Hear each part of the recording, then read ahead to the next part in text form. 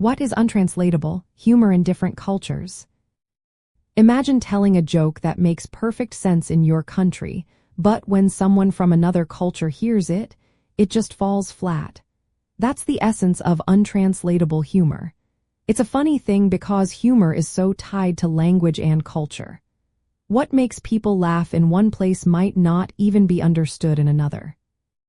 Humor relies heavily on shared knowledge. For example, jokes about local celebrities or historical events work because everyone knows the background.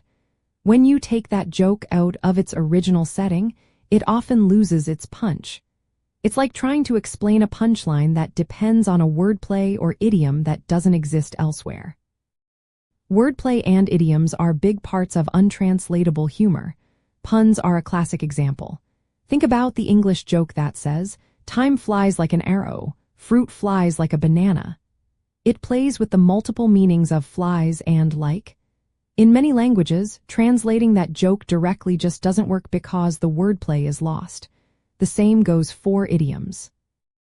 If you say, "It's raining cats and dogs" in another language, it might confuse people because they don't have that phrase. Cultural sensitivities also shape what's funny and what's taboo. Some jokes that are acceptable in one culture might be offensive in another.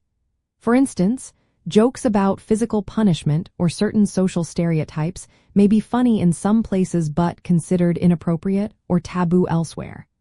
When translating humor, it's important to understand these boundaries. Physical comedy, like slapstick, can often cross cultural lines because it's visual. But even then, the context matters. A slapstick gag that involves a cultural reference or a specific setting might not land the same way in another country. Understanding untranslatable humor helps us communicate better in multicultural environments.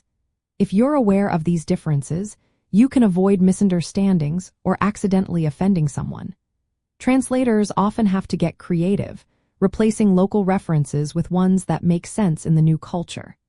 Sometimes they reformulate the joke entirely so it still makes people laugh without losing the original spirit. Respecting cultural norms and sensitivities is key. When sharing humor across borders, it's best to keep it simple and considerate. Recognizing that some jokes just don't translate helps us be more thoughtful and inclusive in our conversations.